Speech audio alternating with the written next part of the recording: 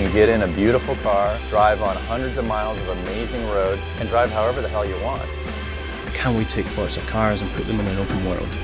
The answer was a resounding yes. So we started doing some quite deep research on, I think, just short of 30 real-world locations all around the globe. There was one clear winner, and that was Colorado in the United States. It combined all these things: legendary driving roads and fantastic scenery. That was really backed up when our environment team came back from Colorado from one of their research trips. The goal of the first reference trip was really to get an idea of what Colorado was like and just the general makeup of the terrain that was there. We came back with video and like no less than 50,000 pictures. Our goal always was to build our own take on Colorado.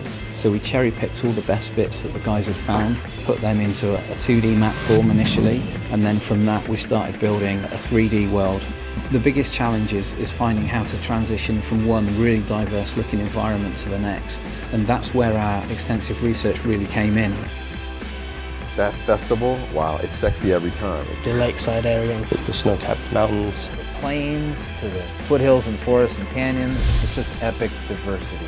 Red Rock is probably my favourite zone in the game. There's these massive vistas across the entire world.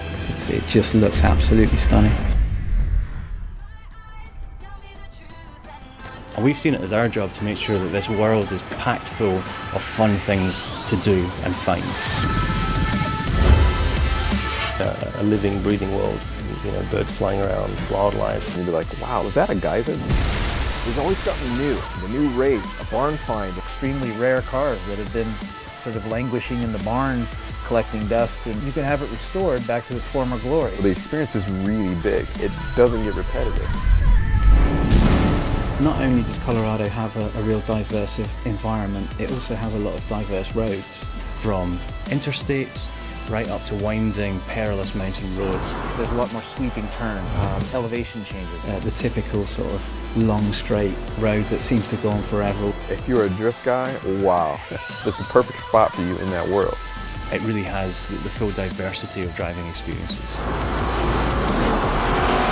The really cool thing about the AI is the festival drivers which you encounter out on the roads of Colorado as well. These are other drivers like you who are just hooligans. They're out there tearing the roads up. You catch a Koenigsegg or something, you're like, okay, I'm going to beat this guy this time. And you hit X to challenge that guy, that route pops up, you have no idea where it's going to be. It's different every time. You can go right, you can go left. You might have seen a shortcut, and the AI will take those shortcuts as well. You miss a turn and hit a dirt road and smash through a fence and come flying out the other side and suddenly be ahead of the guy that you were behind.